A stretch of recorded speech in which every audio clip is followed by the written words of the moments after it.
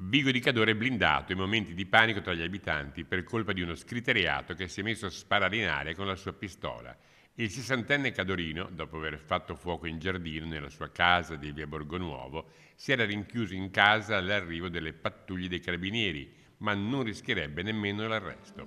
L'emergenza era scattata nel tardo pomeriggio e si è conclusa verso le 20. C'è stato qualche attimo di tensione perché effettivamente non si capiva cosa stava succedendo, quindi ovviamente le persone erano anche un po' allarmate.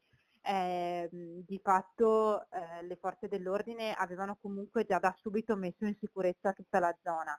Teniamo conto che essendo un paese piccolo poi di fatto, la diffusione della notizia c'era e quindi anche capendo effettivamente, chi erano le persone coinvolte, c'è stata una grande, tranquillità in paese, nel senso che comunque stiamo parlando di una persona, molto conosciuta e che, non rappresenta un pericolo, per le altre persone, quindi direi che è un episodio, sporadico, che effettivamente ha allarmato tutti, però che, già ieri sera, ma sicuramente oggi, possiamo anche archiviare con molta tranquillità. Ora dovranno essere esaminate le ragioni delle condizioni alterate dell'uomo, forse dovute ad abuso di alcol.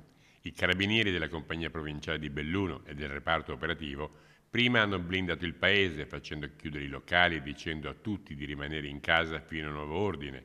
Poi hanno portato a termine l'operazione senza nessun ferito e convincendo l'uomo a più miti consigli. Il sessantenne alla fine si è consegnato ed è stato accompagnato in caserma.